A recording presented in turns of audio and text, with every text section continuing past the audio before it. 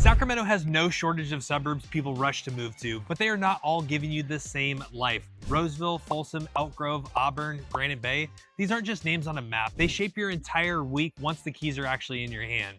One suburb means Folsom Lake mornings and trail days on demand. One means bigger yards, easier target runs, and a week that just flows. One feels like you traded suburbia for gold country and somehow came out ahead.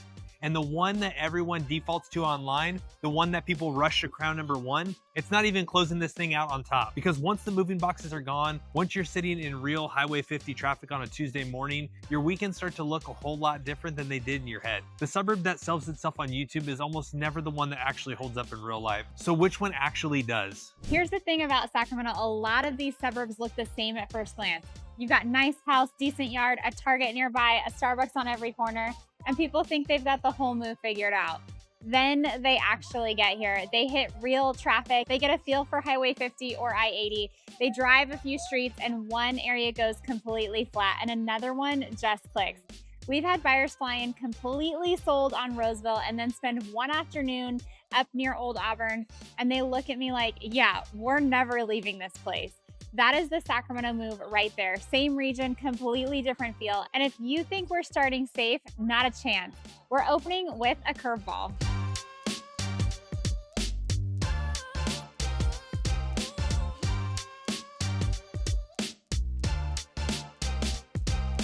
All right, number 9, Auburn, the curveball. Auburn cracks this list because for the right move, it gives you something a lot of obvious suburbs cannot. Real character, outdoor access, and a daily life that feels a whole lot less manufactured. Most buyers start this search talking Roseville, Folsom, Elk Grove, Rockland. They want the clean suburb answer, the safe default. Then Auburn shows up and scrambles that plan just a little bit. We've seen it happen. We've had buyers fly in fully convinced they were Roseville people. Nice neighborhoods, easy shopping, whole move basically decided in their heads. Then we get up near Old Town Auburn, rolled down Lincoln Way. We passed those old brick storefronts, caught that foothill air, and by the time we got out of the car, they had stopped talking square footage and started talking about what their weekends would actually feel like up here. Auburn can turn on you like that. The draw here is how grounded the whole place feels. Old town with actual gold country grit. The American River Canyon right there, Auburn State Recreation Area in the mix, quieter tree-lined roads, and that stretch near Forest Hill Bridge where suburbia starts falling off and the foothill vibe just takes over. Auburn is a small town scale around 14,000 people, but it sits inside one of the fastest growing counties in Northern California. So you get personality without feeling disconnected. Now, home prices here usually land somewhere in the $600,000s up to the $800,000 range, but you can also find luxury homes up here well above in the millions, also acreage property. Now, commute-wise, you're typically looking at 35 minutes to 45 minutes into Sacramento, depending on traffic. That trade-off is the point. This is the move for people who care about how life feels rather than how polished the suburb looks online. Now, real talk, if you want brand new rooftops, giant retail runs, and everything wrapped up in one neat suburban cute little package, Auburn is definitely not your move.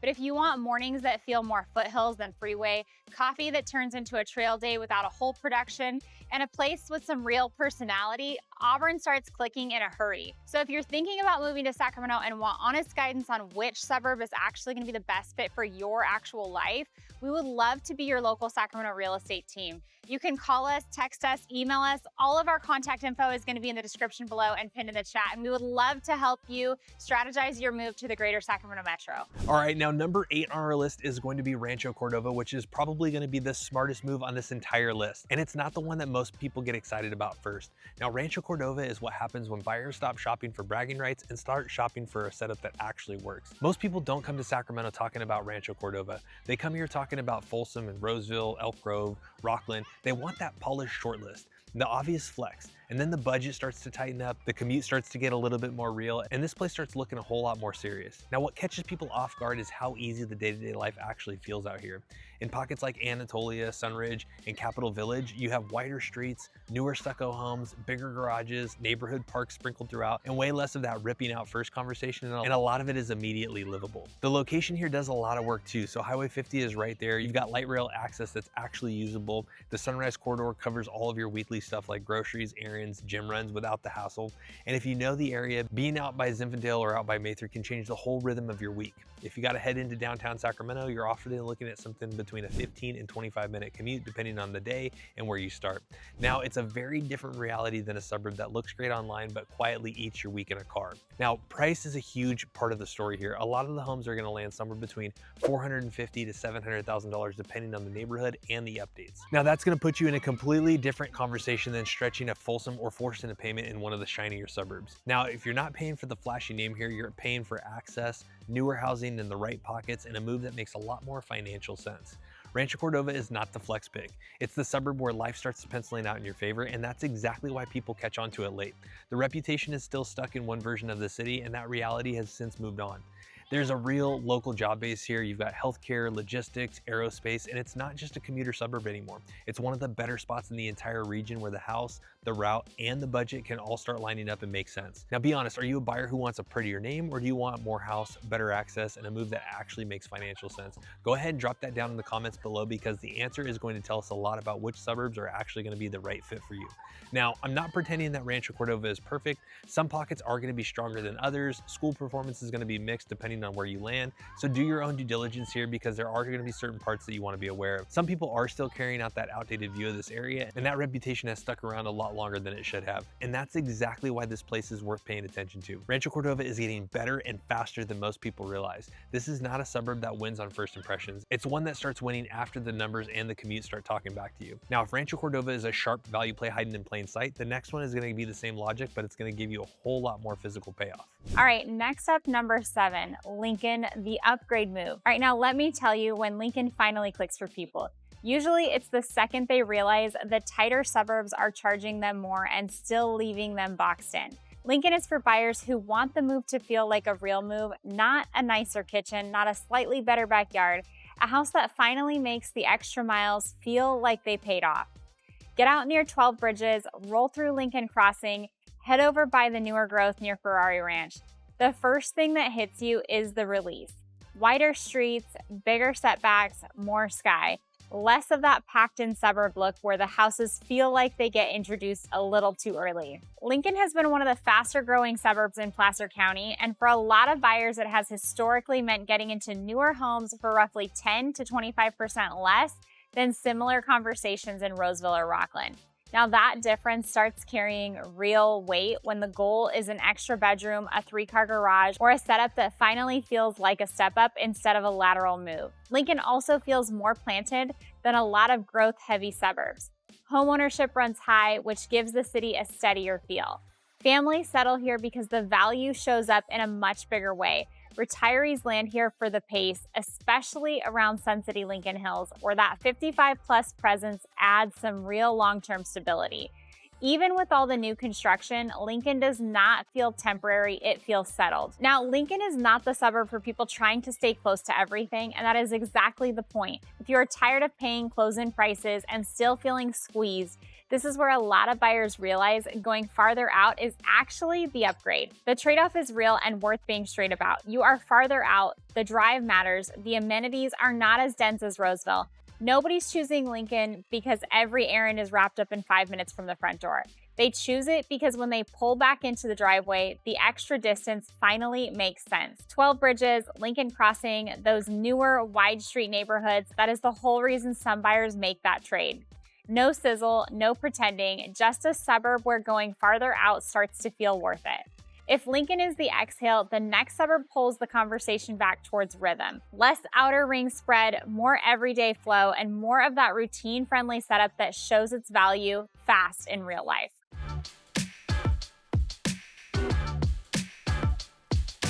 All right, number 6 on the list is going to be Elk Grove, which is going to be the family workhorse of this list. Now, the real case for Elk Grove doesn't always have to hit on day one. You do not really have to understand Elk Grove in the first 10 minutes of living here. It usually clicks for a lot of people the first few weeks after a move. When the boxes are mostly gone, the school drop-off is smoother than expected, the grocery store run is easy, practice is close, and nobody's in the house burning energy just to make the day work. The city right there is Elk Grove. It's not flashy, it's not trying to charm you, it's not pretending pretend to be something that it's not. It's a family suburb and it runs like one. Cruise through Laguna West, Stone Lake, head down towards Camden Passage or towards the Pockets near Madera Ranch or Esplanade, and the whole setup tells you exactly what the city was planned for. Bigger roads, cleaner neighborhood layouts, parks folded into the communities, kids on scooters, SUVs stacked in the pickup lines. You've got District 56, Elk Grove Regional Park, Laguna Boulevard for day-to-day stuff. It's a setup that's built for life to function every day, Monday through Friday, and not just look good on Saturdays and Sundays. Now, Elk Grove is sitting roughly around 180,000 plus people. It's the second largest suburb in the entire Sacramento region, which makes it one of the biggest suburban draws. It's stayed with one of the most consistent growths in the entire region, which is a big reason why Bay Area and Southern California buyers keep landing when they just want more space. Now, home prices here usually live in that mid to upper range for the Sacramento suburbs, so no, it's not cheap, but it is a lot cheaper compared to a lot of the coastal California towns, and people still feel like they're getting a good deal here with more house and better day-to-day returns for the payment. Now, the school pool matters here as well too. Elk Grove Unified is one of the largest and most respected school districts in the entire Sacramento region, whether people are moving here for the elementary years, the middle school years, or they just want more options inside of one broad district footprint. Now, make sure you do your own due diligence. Elk Grove Unified School District is a big school district. You have 9 to 10 high schools, you have 9 to 10 middle schools, and you probably have 40 or 50 elementary schools. So your school district lines will matter, and it's a big reason why families keep circling the city. Now, commute-wise, most of the time in Sacramento, it's going to be somewhere between 20 to 35 minutes, depending on what part of Elk Grove you're in and where your commute lands exactly. Now, Highway 99 can be absolutely annoying, but nobody's pretending otherwise. For buyers who are hybrid or have to work on the south side, you still get a balance for your house, your school, and your sanity, and Elk Grove is still a pretty workable zone. Now, the thing that people underestimate about Elk Grove is some people will look at it and just call it too suburban, too predictable, but predictable is not bad when the rest of your life is already in enough chaos. Elk Grove is not built to give you one perfect Saturday, it's built to lower the friction, not add to it. And that is exactly why a buyer locks into the city. So real talk, if you want nightlife, walkability, old school charm, or even some gritty urban edge, this is probably not going to be the best move for you. But if you want a place where the house feels practical, the neighborhoods feel settled, and the routine stops feeling like a fight, Elk Grove definitely earns a spot on this list without trying too hard. And the next one holds on to that family appeal, cleans up the presentation a little bit. It's a little bit more polished, a little bit more dialed in, and more of that, yeah, people have their act together type of feel. All right, number 5, Rockland, the polished family suburb. Now, some suburbs look organized in a listing. Rockland feels organized at 4:30 on a Wednesday. No mess, no guessing, no weird disconnection between the sales pitch and the way the place actually runs. Now, roll through Whitney Ranch, cut across Stanford Ranch, spend a little time near Rockland Trails or over by Quarry Park, and the city reads pretty fast. You've got clean suburbs, parks with people actually using them, neighborhoods that look maintained and not staged. Now, midday, Rockland is all movement. We're talking pickup lines, practice runs, parents bouncing between Sierra College Boulevard and Rockland Road, kids on bikes, people out on the trails. Then later in the evening, the whole place settles down without going flat. Quieter, calmer, still alive, just less hectic. That balance is a big part of why families lock into this city. It stays active without feeling scrambled, and it winds down without feeling dead. Now, money-wise, Rockland usually lands somewhere in that mid-600s to high 800 conversation, depending on the pocket, lot, and upgrades. But you can also find luxury homes here well over $1 million. It has a little bit of everything. So yes, it definitely sits above the Sacramento average. Now, growth has been real too, up more than 20% since 2010, which tells you buyers have been choosing this place for a while. Now, commute-wise, most drives into Sacramento land anywhere from 25 to 35 minutes, depending on traffic and which part of Rockland you're in. And that I-80 corridor access is a huge part of why Rockland keeps showing up on relocation shortlists. Now, you can tell what kind of buyer this city pulls by who actually sticks around. Rockland carries a high homeownership rate and it leans very family oriented, which gives it a steadier feel than a suburb that's still trying to decide what it wants to be. Now, school reputation matters here too. Do your own due diligence on exact zones and campuses, but families absolutely pay attention to Rockland for that very reason, and that shows up in demand here. Now, quick gut check. If you're moving tomorrow, would you rather have polish and predictability or more character with a little uneven charm mixed in? Drop that in the comments because this answer pretty much tells you whether Rockland belongs on your shortlist or not. Now, here's the honest version. Buyers who want older architecture, more grit, or some spontaneous urban energy might look around and think, yeah, this feels a little too buttoned up. And that's fair. But for families who want cleaner planning, newer housing, stronger routines, and a suburb that does not turn every weekday into a juggling act, Rockland starts making a whole lot of sense. Now, Rockland is not trying to impress you with personality, it's trying to make the day run smoother. All right, hard turn, because this next suburb is gonna win for a completely different reason. All right, number 4 on our list is going to be El Dorado Hills, which is going to be that first real step into elevated living. Now, the conversation usually changes halfway up the hill. People come in talking about bedrooms and budgets and practicality, and then they drive through El Dorado Hills and the lens completely changes. Now it's the views, it's lot lines, privacy, entry points, whether paying more actually buys a different kind of day-to-day life. Run yourself through Serrano, cut over to Blackstone, swing past the town center, and nobody really needs the pitch anymore. The roads up here curve more, the elevation starts climbing, entry doors get a little bit heavier, houses sit back with a little bit more confidence, flat suburban Sacramento starts fading, and the setting starts doing the work for you. Now, El Dorado Hills separates itself fast. It does not beat places like Elk Grove, Rockland on pure practicality, it wins on environment. The drive home feels a little bit different.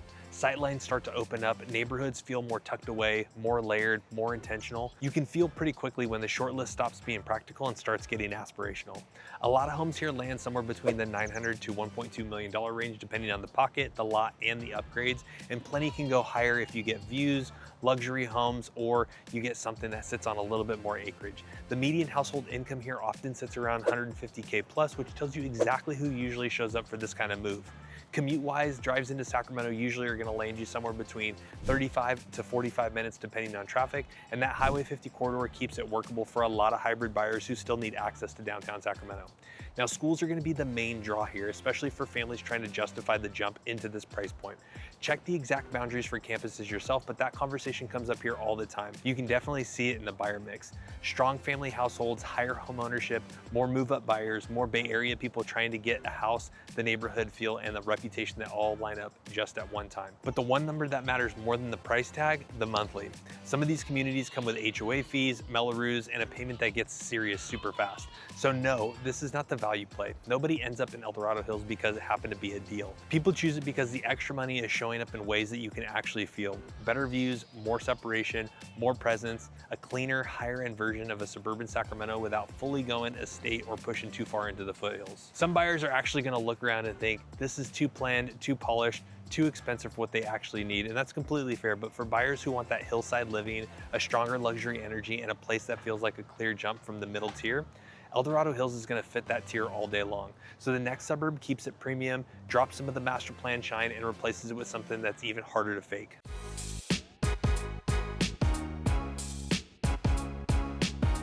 All right, next up, number 3, Granite Bay, the prestige name that still means something. Now, you can tell this zip code is expensive before the house even shows up. Longer driveways, bigger setbacks, streets that get quieter on purpose. Roll past stretches near Douglas Boulevard, cut through pockets off of Barton Road, get closer to Folsom Lake, and the whole tone changes. Granite Bay does not hit like a place trying to prove anything, it feels like money that already got comfortable.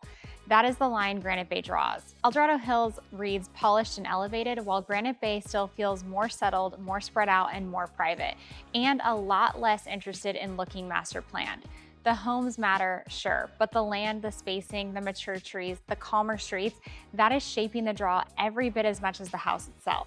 Now, this is one of those few places around Sacramento where the neighborhood still feels like a part of the asset. And yes, that costs real money. A lot of homes here land somewhere around $900,000 up to $1.5 million and above, depending on the lot and how custom the property gets. Homeownership sits roughly in that 85% plus range, and household incomes are often in the $150,000 plus conversation. Now, Granite Bay stays strong because there are only so many places in this region where you can get that combination with larger lots, lower density, and a name people still instantly associate with a certain kind of living. School reputation is baked into that too. Do your own due diligence on exact campuses and boundaries, but buyers absolutely pay attention to Granite Bay and the broader reputation here when they are trying to line up schools, privacy, and a more premium home setting all at once. That combination keeps Granite Bay in a very small lane. This area does not pull dabblers. Nobody is coming here for tighter tract home living, not the flashiest new subdivision, and not a place where every house feels stacked on top of the next. The draw is quieter streets, more separation, backyard space that actually actually feels private, and a weekend rhythm that can look a lot more like a lake day and a home base than constant running around. Now, of course, that premium loses some people fast, but buyers are going to look at Granite Bay and think, why am I paying this much just to be more spread out? Fair. But if your thing is calm, space, reputation, and a suburb that still feels hard to copy, Granite Bay makes total sense. Granite Bay is not the easiest pick, it's not the scarce one. Number 2 wins the room in a completely different way.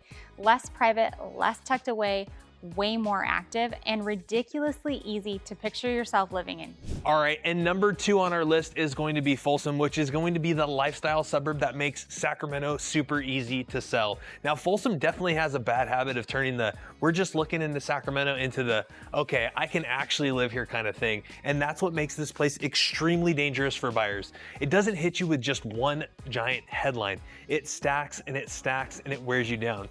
First, you've got the trails, then you got the lake, then Sutter Street starts doing its thing, and then you swing through historic Folsom, you head out to the Palladio for some dinner before heading home to Folsom Ranch, and pretty quickly, the city starts to feel way more complete than expected.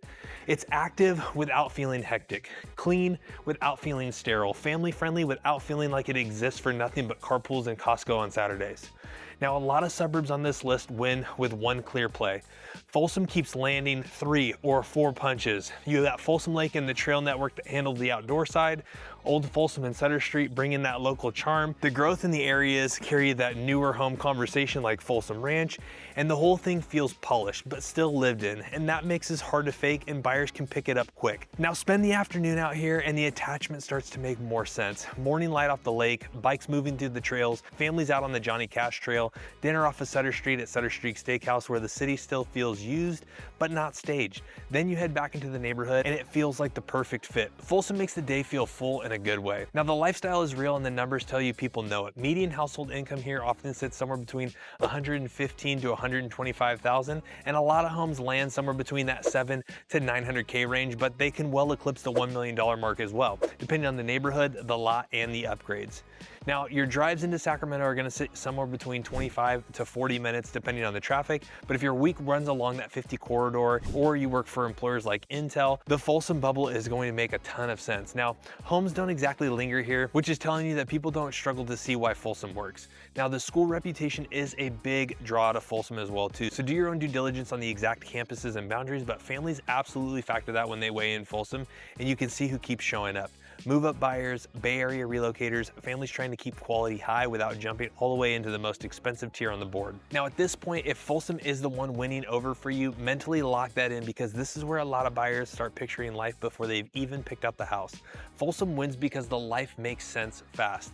Mornings on the trail, dinner in Old Folsom, Folsom Lake on the weekend, newer house if that's your thing, more character if it's not. People don't need much help imagining life here, which is exactly why Sacramento gets so easy to sell the second Folsom enters the chat. Now of course, there is a premium, that's real. Highway 50 can absolutely test your patience, and the pricing is not light. Some of our buyers are gonna say, yeah, I get why people love it, but I'm not willing to pay that much for a lifestyle bump, and that's completely fair. But for the buyer who wants the suburb that feels active, established, and scenic, and easy to plug into, Folsom makes total sense why it's so high on this list. All right, and then number 1, Roseville, the best all-around suburb. Folsom hits harder up front, Granite Bay feels more private, and Auburn has more foothill character, but Roseville is the place that always keeps holding up once the comparison gets serious. After the tours, the commute tests, the price checks, and the honest conversations about how a week is actually gonna work here, this is the suburb that keeps making the strongest overall case. Spend time in East Roseville, West Roseville, Roseville Parkway, the fountains, the Galleria, and the value proposition gets obvious pretty fast. Roseville is not built around one headline feature. It works because it's a true hub. Established neighborhoods on one side, newer growth on the other, major shopping that's right in the middle that keeps you from consistently leaving town.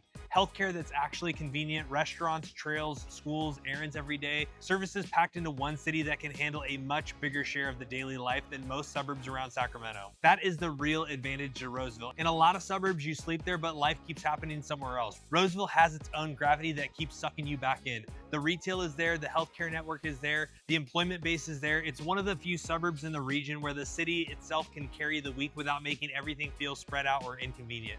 Need newer construction? It has it. Want mature streets and neighborhoods that feel settled? It has that too. Want a suburb with enough convenience, polish, and variety to work a wide range of lifestyles? Roseville keeps checking the box. The stats back that up too. Roseville sits around 150,000 plus people, and it has grown into one of the strongest suburban draws in the entire region. A lot of homes here fall somewhere between 600 and 800K range, depending on the area, the lot, and the upgrades. So no, it's not the fallback deal it used to be. That version is gone. Commute-wise, many drives into downtown Sacramento land you somewhere between 25 and 40 minutes, depending on traffic, which keeps it workable for people who want suburban upside without feeling too disconnected. Well, reputation matters here too. Do your own due diligence on exact zones and campuses, but it absolutely plays into why Roseville stays near the top of so many shortlists. Families, relocators, move-up buyers, people who want convenience without giving up too much space or polish. This city keeps showing up for them. East Roseville gives you more established comfort. West Roseville keeps the newer home, newer infrastructure story going. Stack those pieces together and Roseville starts looking hard to knock out. Now, it's not going to be the perfect fit for everybody. Some people will want more lake lifestyle, more foothill personality, more privacy, more luxury, or more old town charm, and that's fair. Roseville is not trying to beat every suburb at its best single trait. It solves a more important problem. It makes sense for the widest range of people after the comparison gets real. Not the flashiest answer, just the one that keeps winning when the tours are over, the numbers are on the table, and real life gets the final vote. Now, the wrong suburb will tax you every single week. The right one will make your whole move feel smarter. That's the real decision underneath all of this. Each of these places wins in a different lane, but when people actually stack commute, budget, routine, neighborhood feel, and long-term fit next to each other, the answers usually get a lot clearer. And guessing your way through that is a terrible strategy because the suburb that looks the best online can be the one that makes your commute worse, your week more annoying, and your money stretched less than you actually thought. We have seen so many buyers come in completely sold on Folsom, and then they land in Roseville because they wanted more of a city that could carry their week to week. We have also seen families hesitate on Elk Grove and then realize that it's the exact thing that they hesitated on was the reason it fit them perfectly. So if you're thinking about moving to Sacramento and you want help pressure testing this against your actual lifestyle, reach out to us. Call us, text us, email us. All of our info is going to be down in the description and pinned in the chat. And when you reach out to us, you are going to be getting real local guidance from a team that has the real reps in this market. Then go watch our playlist about Folsom, California, the best video tour of Folsom.